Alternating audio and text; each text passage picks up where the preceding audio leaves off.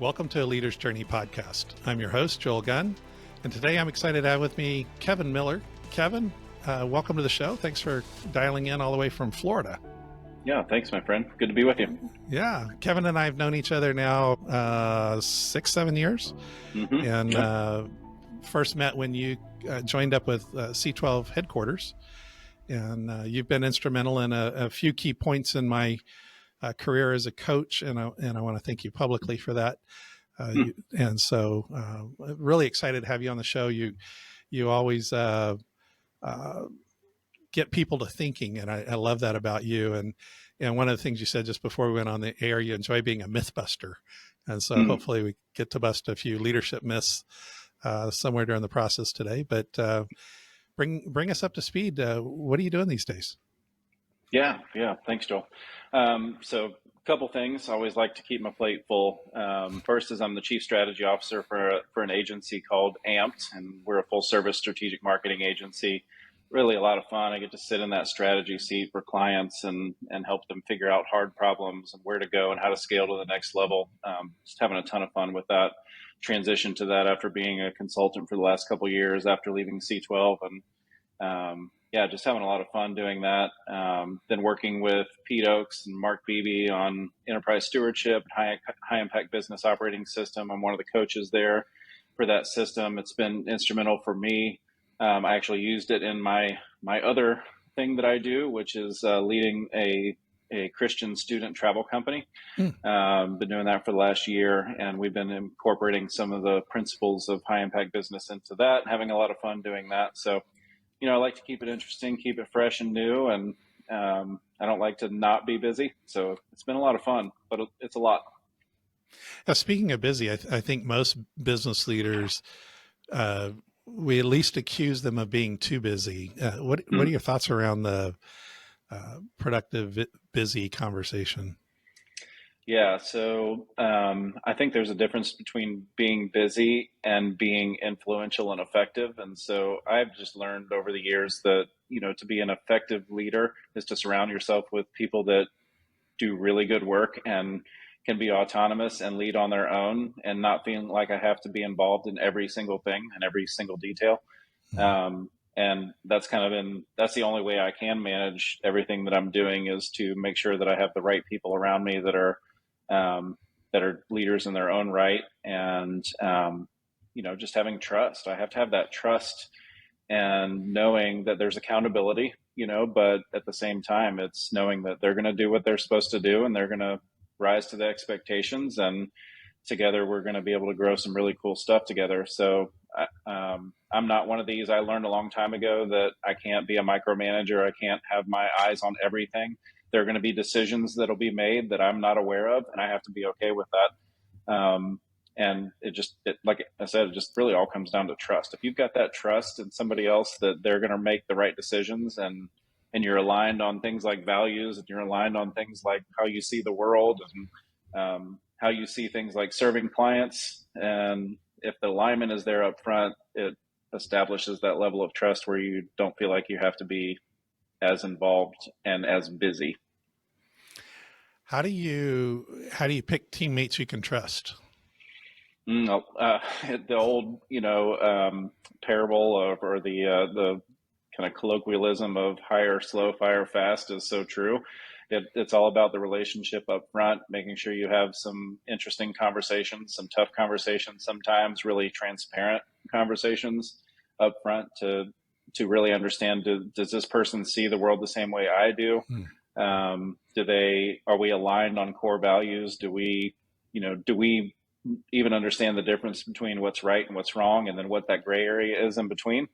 I think if you get to that point, that's probably 80% of the battle right there, is knowing that, okay, this person, I trust their decision making, that it's going to be made with this filter and this lens, which is the same lens I have. So I may not agree with every single decision they make, or every move that they make, or every tactical plan that they implement, but at least I know that we believe the same thing about what the end result should be. And so if we're still striving for excellence together, we're still striving for quality and the highest level of service and pouring into people, and not seeing people as not an asset on the balance sheet, but something that we've been called to pour into them and to equip them and empower them, then you typically see that at least we're all moving in the same direction.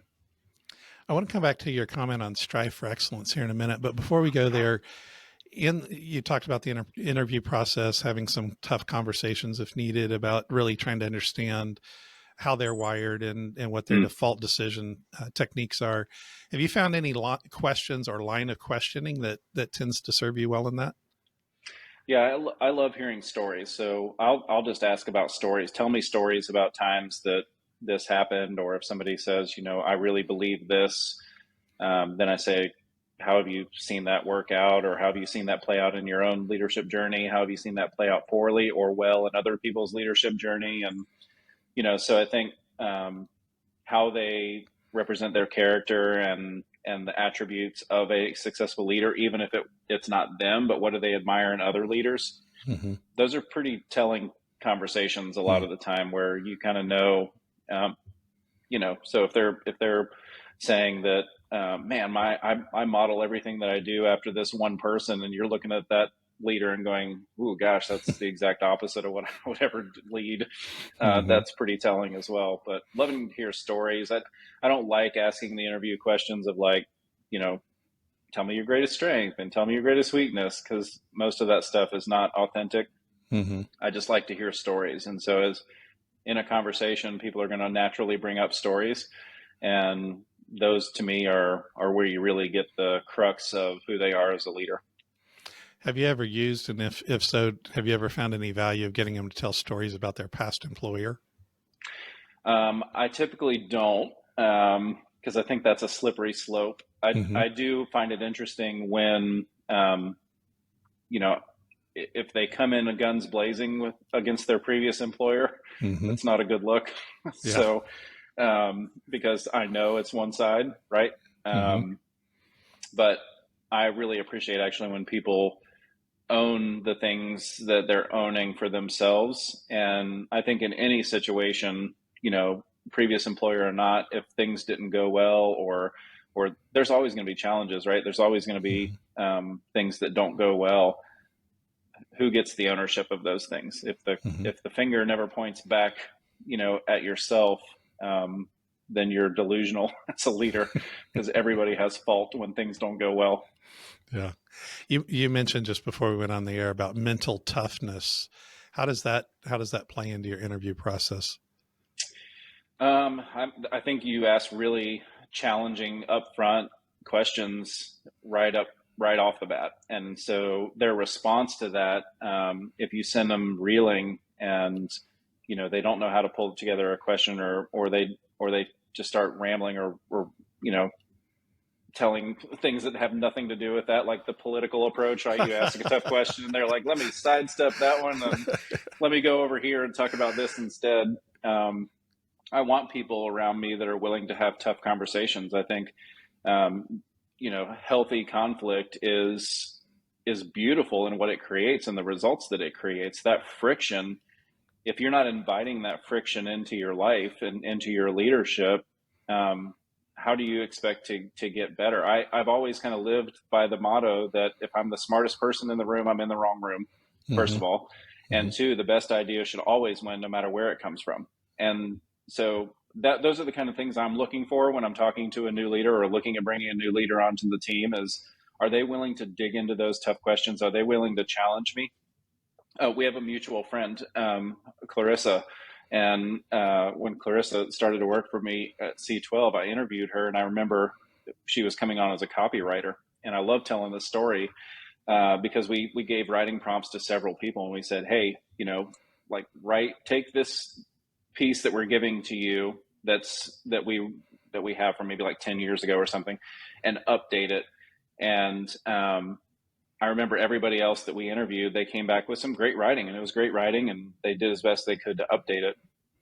And I remember she came back and she was like, yeah, I don't know that I can rewrite this because this is so outdated. I would have to completely research this. I would have to bring new examples into it. So I just think this is an unfair assignment to even ask me to rewrite this. update this because it really just needs to be written from a fresh perspective. It's like, okay, you're hired. Because now I know you're not going to just try to appease me, right? Like Right. you're going to stand up for what's right and what's best, and you're going to fight for excellence. And as long as I love conflict, as long as everybody in the room is fighting for excellence. If somebody's fighting for ease or laziness, or they're ego. fighting for ego, I can't get on board with that. But if we're butting heads because we're trying to get to a level of excellence, man, let's do it all day long. That's great. You've mentioned the word excellence a few times. Why don't we go there for a minute? What is excellence for you? Why is it important? And how's that play out in the whole customer journey? Oh, yes. So because of my faith, being a Christian, to me, I feel like God has called us to a completely different standard of excellence. We should be setting the bar for what excellent, good, quality work looks like. And I think sometimes we compromise a bit on that, and we use our faith as a bit of an excuse to compromise on excellence. And we say, oh, well, it's all about grace. And, I'm a Christian and you're a Christian. I remember telling a story where somebody was really upset with me because I wasn't referring business to them when I was a consultant. And they said, but Kevin, we're Christians. Like, we should be sending business to each other. I'm like, but I don't know your work. Like, I have never seen your work. I don't know if it's good. I can't just blindly say, oh, this guy's a Christian, you should use him. No, or do excellent work. If you do excellent work, then we don't have to worry about it. I'll endorse you all day long, but I don't know that. And just because we share a faith connection doesn't mean that I should be, taking my brand as what I believe God has called us to be as Christians and potentially compromising that just because of our faith connection. And so for me, God has called us to, if we truly believe in our calling, our Ephesians calling of saying everything that we should do should be as if we're doing it for the Lord. Well, I'm not going to pay Jesus late. I'm not gonna deliver a subpar product to him, and then say, but I'm a Christian, I follow you, so like this should be okay. No, that doesn't fly in his world. It doesn't fly in our world. Never in the Bible did he cheer mediocrity. And so, my kind of personal mission in life, not only in my work, but just in life, is just to eradicate mediocrity anytime that I get an opportunity to do so. And I felt like that was a really strong calling that he gave me several years back. And it's been kind of a theme of my life. In fact, when I left C12, my going away gift was a cooler that said eradicate mediocrity on the top. That's what the team gave to me. So it was kind of fun that I'm being recognized for being a little bit of a menace when it comes to pointing out when there's mediocrity. And I mentioned this to you, it's so frustrating to me when somebody says, that wasn't bad for a Christian, whatever, right? Fill in the blank, movie, song, company.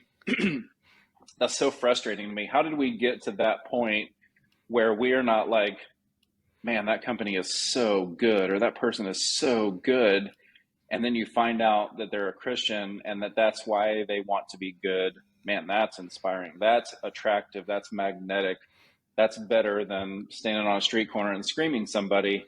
You see that happen, and you're drawn. You want to go, why are you that good? Well, here's why. Imagine a world where somebody goes, man, that's so good, they must be Christian. Yes, that is a dream. That is a dream. That would be awesome. One of the things that especially people of faith historically have not had a good track record of is admitting failures or how they overcame obstacles. And I think you do a great job at sharing and articulating those kinds of things.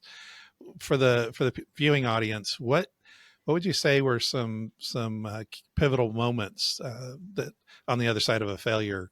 Maybe a story that you have to share on that. Oh, how much time do we have? Is this a 3-hour podcast? We can always bring you back. So okay, good. Next video, just all failures the whole time. That'll be fun.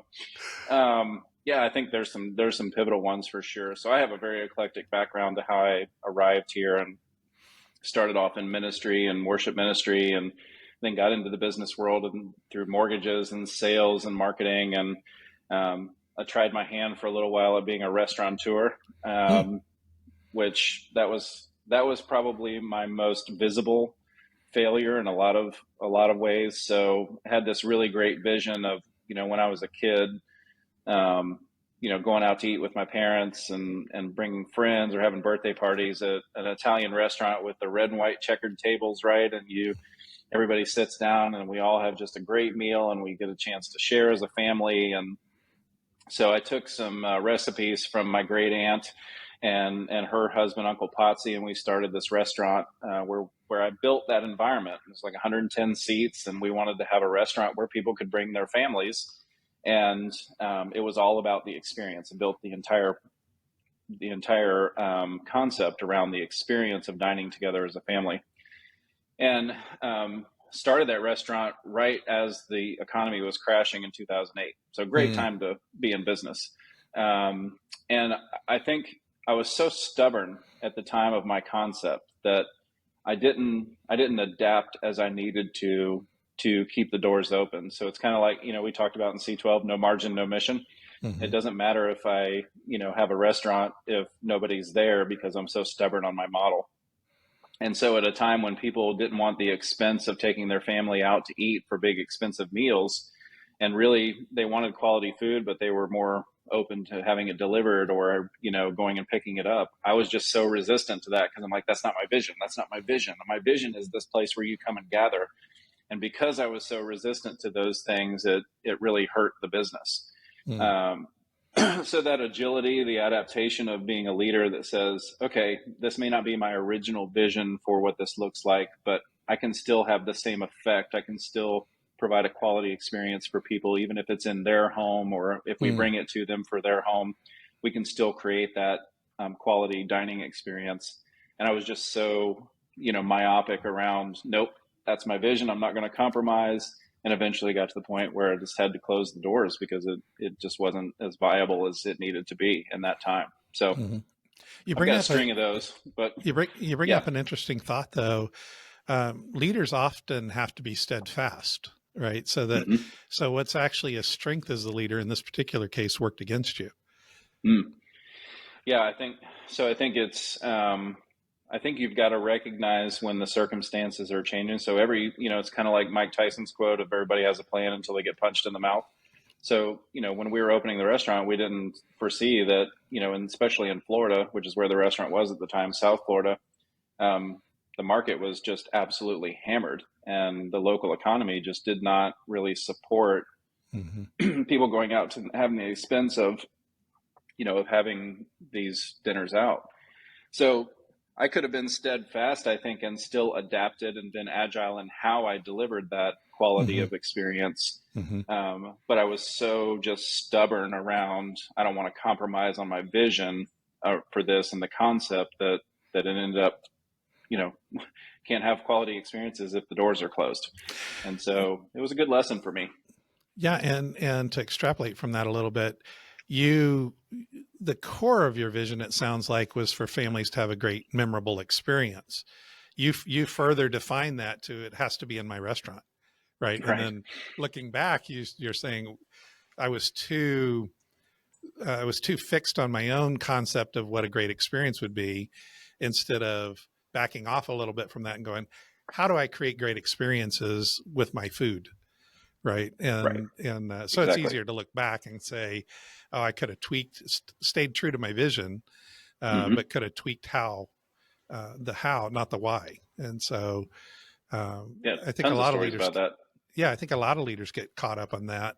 If you got another one you want to share, that'd be awesome. I think the high profile ones like Blockbuster and, with the whole Netflix model, and it was presented to them and they said no. And then look where that got them. So, I think there's a difference, like you said, of being steadfast and being persistent and persevere through tough times, and then just being stubborn and unwilling to compromise. Do you think, how do you think stubbornness plays into leadership? Since we're on that track, where do you see it manifesting as you've dealt with leaders over the years? Yeah. So, I mean, young in my journey as a leader, and it rears its ugly head, even further on in your journey, is sometimes you feel like I'm a leader. I've got the experience. I've got the knowledge. I've gained all of this to get where I am. And sometimes, that stubbornness can come out, and it represents as ego, it represents as insecurity in us. And, I think that's one of those things that's constantly a struggle for, I think, leaders, is to what's the difference between being gritty and persistent and being stubborn.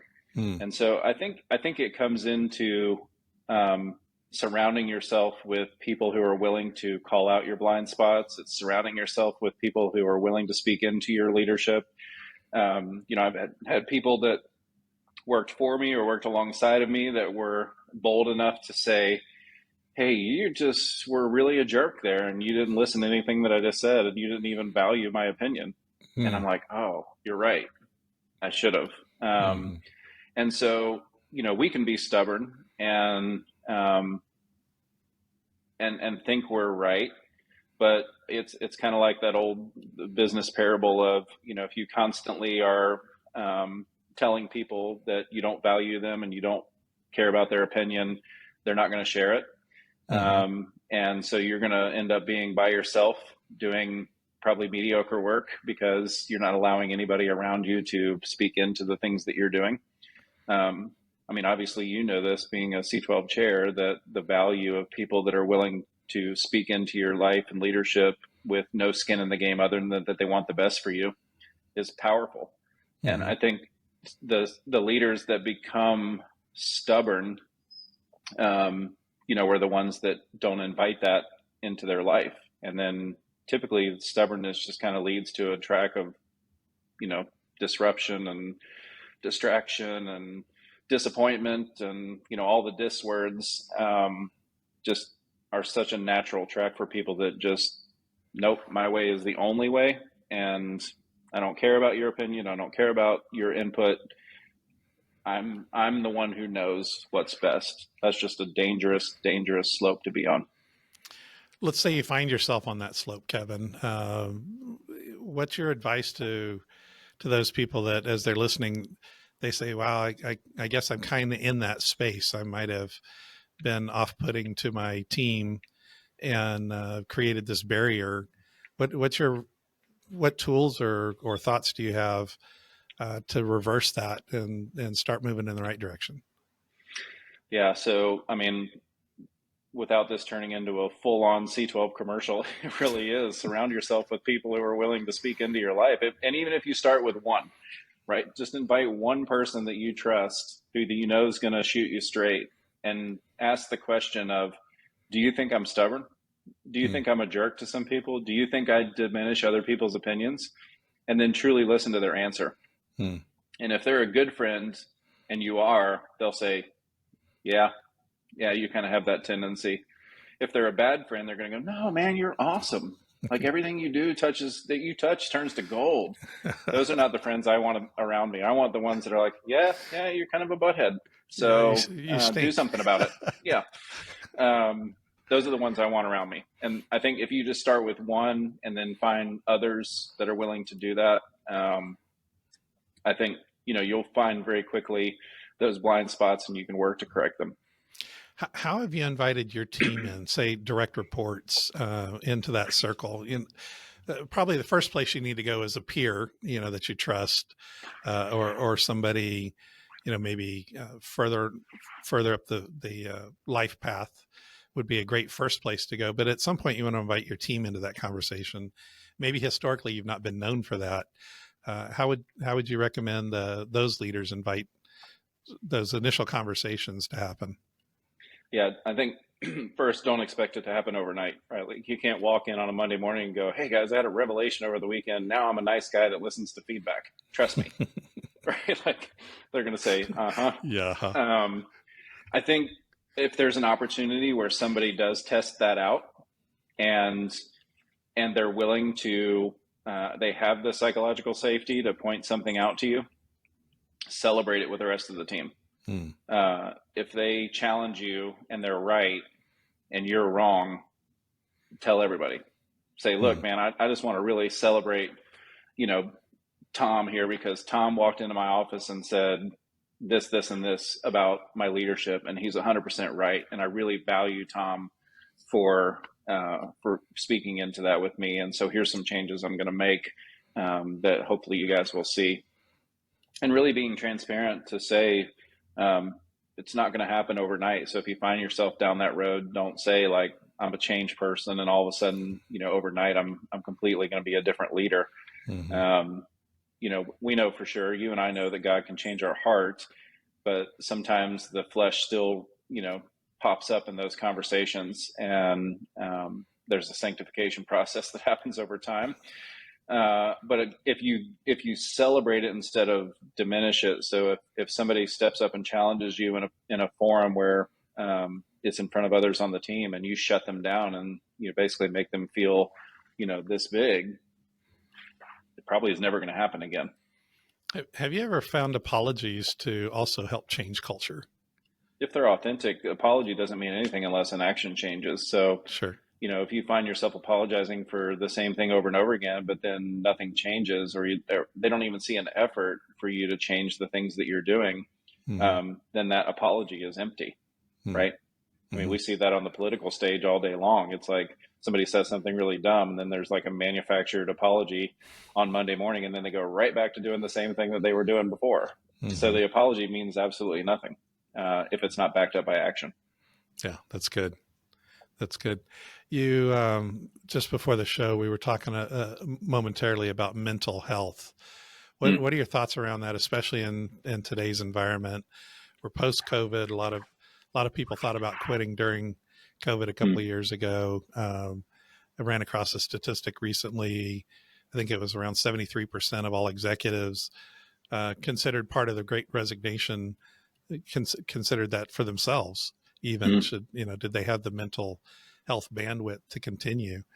And are you still seeing that in the marketplace? You think we're trending out of that? What are your thoughts? No, I still see it. Burnout is real. Um, I think there's a lot of expectations on a leader, and there's not a lot of safe places to go to talk about the things that you want to talk about. The phrase "it's lonely at the top" is so true. Hmm. And I experienced that even being a consultant for the last 2 years before joining the AMPed team. It was lonely out there, and you can't really. There's not a lot of places or people that you can talk to about the things that you're struggling with. Hmm. And so, for me, I think burnout.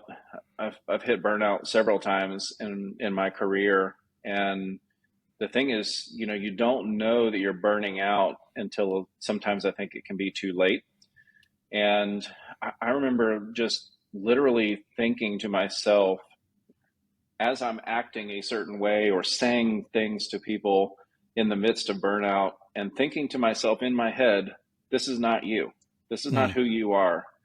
And I couldn't help myself. Like Hmm. real burnout, I think you get to a point where you don't even, like, it's almost like an out of body experience. You're like, man, you're really being a jerk. And you're like, well, the you you're talking to is me. Like, you can't help it because you become short with everybody, and the creativity, the imagination, the innovation, and intuition just gets stripped out of you as a person and a leader, and you become a shell of who you were before. And I think, and I've coached several people through burnout, leaders and friends that I've recognized the symptoms in them. And I think the dangerous part is, and I remember consciously having this thought that I'm afraid I'm almost about to become this person permanently. Hmm. And I think there is a break point where that can happen, where that becomes your new personality and your new attributes, and that is who you become, especially if you don't take steps to remedy that burnout. Hmm. And I think, again, I didn't have enough people around me that recognized the symptoms of burnout to be able to point it out and say to me, "Are you all right? How are things going?" Like, and they may have like criticized or given input or feedback, but they didn't say, "Let me help you out of it. I'm gonna help you out of this season of burnout, and here are the Hmm. steps we're gonna do." And sometimes that probably would take a little bit of a smack in the face or a swift punch to the gut and say, "Hey, snap out of it. This is not you." And I think if you have enough people around you who are seeing, they see who you were, and now they see what you're becoming, and they recognize the symptoms and are willing to call it out. extremely valuable people to have around you because they will recognize those symptoms way before you do.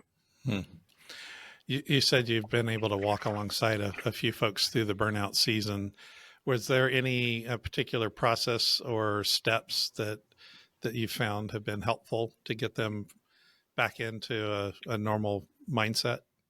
Well, I think a lot of it is just symptom identification for them. Of there's plenty of surveys and data and information around burnout, what it looks like, and it's kind of like typing your symptoms into WebMD, and like it spits out, "Yep, you're a burnout."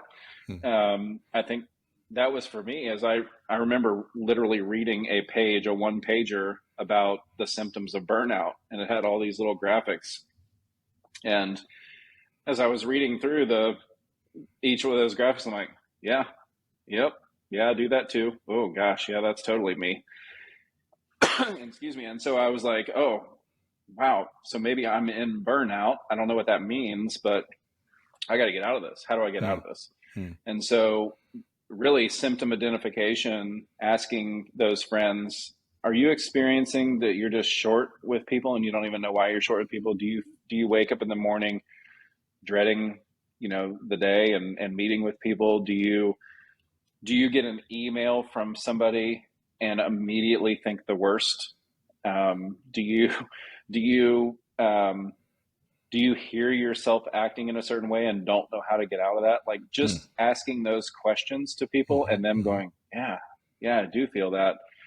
And then saying, okay, well, man, you're probably in burnout. We need to take some steps to fix this. And so again, it's one of those things. It's not an overnight process to get out of burnout, but it does take an intentionality and a recognition of that. Okay, I'm going to admit that I am. Now I got to fix it, because the road that it leads to is a very dangerous road and a very scary road that I think, we've seen the statistics of what can happen if you don't reverse course. And that's just that's not healthy. It's not good. it's not glorifying, especially if you're a person of faith. It's not glorifying to the one who created us for relationship and accountability. Once somebody realizes they're in burnout, have you found any common kind of next steps that tend to work? I know neither one of us want to be prescriptive here, but yeah, if somebody's going, man, as I'm listening to Kevin, I'm starting to think maybe I am in burnout. So they need to Google, burnout symptoms, verified, with their spouse or some close peers, friends that, hey, I was reading this thing and I'm thinking it might be me. Are you seeing these in me? Let's say everybody says, yes, you're definitely in burnout, either in your own journey or as you've journeyed with some other folks. Kind of what those next steps tend to look like. Great question. So you may have remembered this video, but Laura Casey Isaacson, who's a C12 member in Charlotte, North Carolina, Raleigh, North Carolina, I can't remember exactly, somewhere in North Carolina. We did a video on her and went to her house, and we were filming this video and hearing her story around how she decided to create some change in her life because she was experiencing some of that burnout as a leader and didn't know where to put her priorities. And she's a gardener, and I remember she so perfectly told this story, and it hit me in such an impactful way. She said, it's easy when you're a gardener to prune the brown branches, the things that are withering and not producing fruit. Like, it's easy to see those, right? You look at your garden, you go, ooh, that's ugly. I got to cut that out of my life, or cut that off of the bush. Jumping too far forward into the metaphor here. And then, she would say it's easy to take care and preserve and protect the things that are producing beautiful fruit or beautiful flowers. She said that the challenge is always the green branch, is you see it's a green branch and it's still growing, but there's not a lot of fruit being produced from that. And I remember thinking, like, that is so profound, because I have filled my life as a leader over the years with a lot of green branches that weren't producing fruit. And I think the first step to getting out of burnout is identifying the brown branches are easy. We can cut those out. But what are the green branches in your life that you're investing time and energy and mental space to, that are not producing fruit. And That's then good. ask, is there somebody else that could be doing this? Hmm. A lot of times there is somebody Mm-hmm. else that could be doing this, that could produce fruit. And then I think, identifying what are the things in my life that are the priorities for me? What do I absolutely have to do that I am the one that's called to do? And what are the things that I can share with others? And what are the things that I just need to cut and move on from? And so, it's funny, we did this in our house for a long time and we still do it, but we have a rule in our house. If we haven't used it for a year, it either gets sold or donated. Hmm.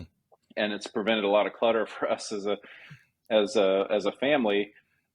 But applying that same rule in your life of, like, where are the things in my life that I'm not contributing to and are not contributing to my leadership or contributing to my growth, and let's find somebody else that can do those things for us, or if not, then let's figure out how do we just eliminate those things from our life. So I think as a leader, if you can identify those things or have somebody help you identify those things in your life, then you have to take those hard steps sometimes of saying no to those things. And it's not easy. It's not easy to say no to things that you feel like, oh, if I just give it just a little more effort or a little more time, it's just gonna, usually it doesn't. Especially if you're already in burnout, it almost has to be like you got to go through with with one of those shearing saws and just cut a lot of things out at once, because that's probably what's contributing to some of the burnout. In your experience, personally, or as you've walked with others, how often is the spouse a good point of reference for this burnout conversation? Mine is a great one. I can't speak for others, but Beth is really good at pointing out when I'm being a butthead, and she's really good at pointing out, the blind spots for me, and I appreciate that about her. It's, we're definitely complementary in that way, not with an I, but with an E, where she's the one that's saying, I think you're getting close again to burnout, and she recognized it in me and pointed it out to me. But I think it's tough sometimes with the spouse, because I think sometimes there's just a challenge in relying on them so much for them to point out things that maybe you're not even seeing in yourself.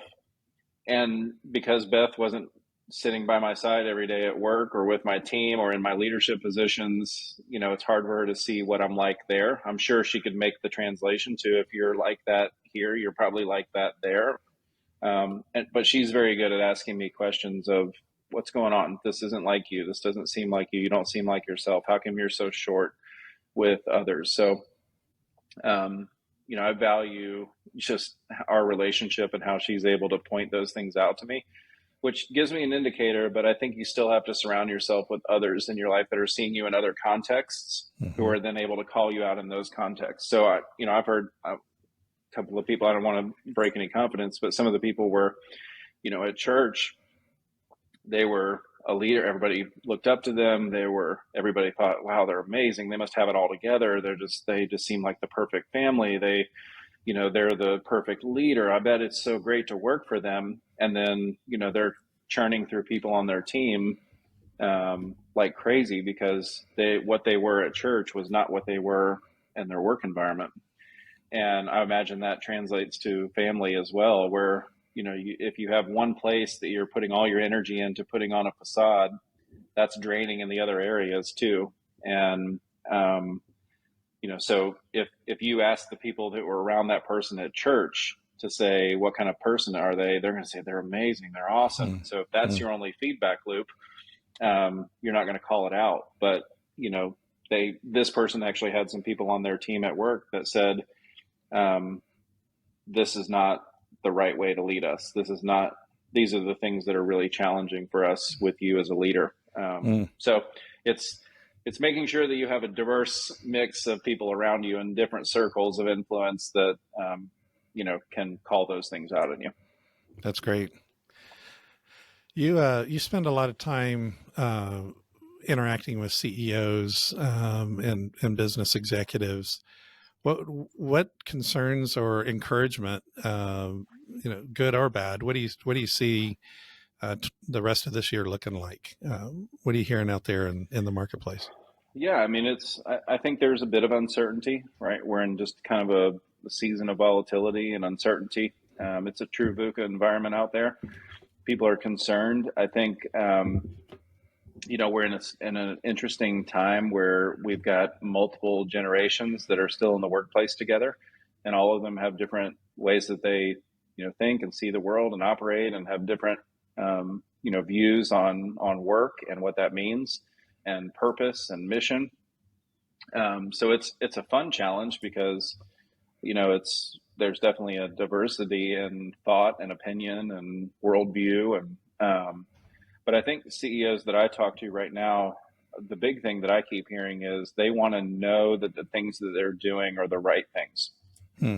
And so whether it's like for me, from a marketing perspective or growth, or, I talk to my friends who are in the cultural, like organizational development business and consulting, it's the same theme. It's like, do we have the right culture? Are we doing the right marketing things? Are we doing the right growth strategies? Do we have the right, are we doing the right things from a financial perspective to prepare us for whatever comes down the road? I think, post COVID, things just got so disrupted, and people were caught really, kind of out in the open on a lot of things when that came along. And so I think it's allowed leaders to start considering that, okay, we may have a plan A in place, but we probably need to have a B, and it might be nice to have a C in there as well, just in case things, start to go a different way.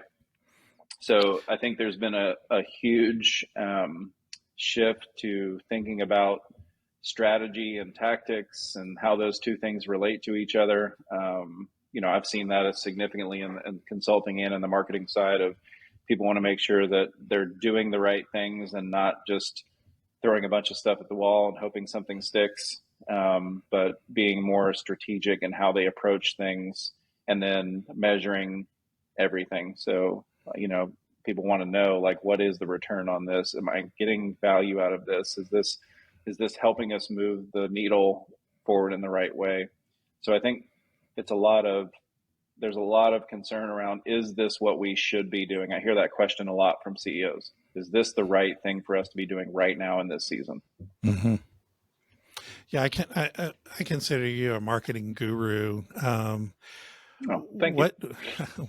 What would you say to business leaders right now, from a marketing perspective? Is it a time to cut the marketing budget, the consulting budget, the training budget, which is typically the three things we see cut traditionally in tough times? Mm-hmm. What are your thoughts around that? Yeah, I mean, I definitely don't agree with the approach of just turning off marketing. So I've used this analogy in the past, being a musician, playing guitar, you have these old tube amplifiers, right? Mm-hmm. And these tube amplifiers, when you flip them on, they take a long time to warm up to where you really get the good sound coming out of that amplifier. The electric amplifiers that we have today, you flip them on, they're ready to go right away, but the sound is not quite as good as those old tube, looks like a light bulb heating up inside. Mm-hmm. I view marketing the same way as really in any growth strategy, the same way as if you turn it completely off and let it cool down, it takes a lot longer to get it ramped back up when you're ready to turn it back on. So I do believe there are things that are superfluous that probably a lot of people are doing that you don't need to do. And like even in our agency, one of the things we do to kick off every engagement is do an assessment of everything that people are doing. And we found significantly with just about every client we've worked with that there are some things that they shouldn't be doing, but there are probably some other things they should be doing that they're not doing. And having somebody, whether a consultant or somebody coming in, it's a fractional CFO or a consultant coming in and saying, hey, you should be doing these things from a financial perspective, an organizational perspective. I think having an assessment of, are these the right things we should be doing right now with the human and financial resources we have available, is really helpful in understanding that you're going to get more bang for your buck, to use an outdated phrase, with the things that you're doing. And so I think I would not tell anybody to cut anything completely, because in this market, it just immediately puts you behind the eight ball when you're ready to start turning things back on. But I think, there are a lot of things that people could do that, and I know this sounds crazy coming from a marketer, but hang with me here. There are things you can do from a marketing perspective that don't cost anything. And so, we even include in every strategy we build for a client a couple of things that they don't even have to pay us to do, but they're just the right things to do from a marketing perspective. So I think getting people that you trust that, are going to tell you with transparency and authenticity, here are the things that you should be doing and here are the things you shouldn't be doing. And then helping you prioritize when to do those things. I would never say to get rid of that. You should always have that around you. I remember when I was in college working on one of my degrees, I took a marketing class, I believe it was, and there was a textbook case study in there of a little known sports company that didn't really have much brand recognition here in the US. And then in the oil crisis in the late 70s, pretty much everybody cut their marketing budget, right? Their training budget and every other budget, just because the economy was so bad. This particular company decided to 7X their spending on marketing. And we now know them today as the giant sports brand Nike. And they still to this day, from what I understand, feel like that was a pivotal moment for them in their world history of taking over the marketplace. And I don't know if you've seen similar stories or would agree or disagree with that, but thought I'd bring that into the conversation. Yeah, even with our student travel company, as you can imagine, COVID pretty much just decimated the business, because we went from having all of these trips on the books to take these kids to all these cool locations and destinations to learn. And within a matter of about 3 weeks, it was none. Can't go anywhere. So, instead of retreating and letting things settle out, the leadership, we made the decision to invest more into growing the brand and growing the marketing, and it's paid off dividends for us. But we've seen that significantly with other companies as well, where it's kind of like the real estate investors, and you ask them what's the best time to buy, and they say when the market's down. What's the best time for a stock market investor to invest? It's when things hit the floor. It's kind of the same thing in marketing. Is if other people are retreating because of uncertainty or the volatility, that is an opportunity for you to jump ahead and hit the accelerator button, because it's just marketing is just, and sales and name the discipline in business. If you are doing more than the competition in that space, and they're all going backwards and you're going forward, then that's how you gain competitive advantage, capture market share, and expand into different markets and enter new verticals. And it is the land of opportunity. So I just, when people say, oh, we're going to cut back on marketing, sometimes I just feel like that's just setting the reset button and going not back to zero, but even going backwards a little bit. Any recommendations? The viewing audience here ranges from solopreneurs to leaders of larger companies. Any recommendations for those smaller businesses? You said occasionally you'll when you do an engagement, you'll throw in a few things they could do for free. Yeah. Is there a general one or direction that people could go research on their own? Yes. Yeah, absolutely. Customer marketing, customer advocacy marketing, however, whatever the term is that you want to use, that shifts sometimes in the marketing vernacular, but establishing a really great feedback loop with your customers and understanding identifying people in your customer group that are willing to help you solve problems. So the one thing that I always advise to double down on when the marketing funds aren't there or the sales are slow is go to your customers. They will help you solve problems if you ask them. And there is a group of people in every customer group that sharing a sense of ownership around how do we solve these things and getting their insight and their feedback is extremely valuable in shaping how you adapt product, how you adapt the way you go to market, how you adapt your messaging. And it doesn't cost a lot of money for you to set up those feedback loops to get your customers in that with you. It's amazing. I've seen this happen so many times with companies where and brands where they get their customers involved and they're helping them literally figure out how to get more customers, how to capture more market share, how to fix issues in their company, operational issues that they would have never discovered on their own. And it's not every customer is going to be that for you, but there is a significant group of customers in every company that is willing to carve out time to help you solve it. And it's kind of the whole 5 love languages love bank thing. If you're depositing a lot of positives in the love bank with your customers, you can afford a few withdrawals and they'll actually help you figure out how to solve it. That's the crazy thing that I've seen happen in companies is you get your customers involved and you may even just fall flat on your face in serving that customer. But if you recognize it and say, and how do we fix this in the future? You can help us fix this. What should we do better in the future? How should we fix this problem? They actually become even more of a raving fan. Even though you wronged them, they become more of a raving fan because you have shown a willingness that you're willing to admit when it went wrong and you want to fix it and you need their help to get there. It's amazing when you take that posture and approach. But I've seen so many companies go the opposite way where things get tight and they cut anything that has to do with looping the customers in, and they see the customers as a problem to solve instead of a way to solve their problems. And just that shift in mindset in a company, it doesn't take a huge budget, but the effect on both revenue and operations and product quality can be astronomical. And it's just a huge return on investment. So any company, small, solopreneur, all the way up to, an enterprise can benefit from establishing a really solid customer feedback loop and using the insights you gain from that to make changes in your company. That's great. Well, Kevin, we've got a lot still to talk about, so I'll have to have you back on the podcast some other time. Yeah, I would love it. I do want to be aware of yours and the viewers' time.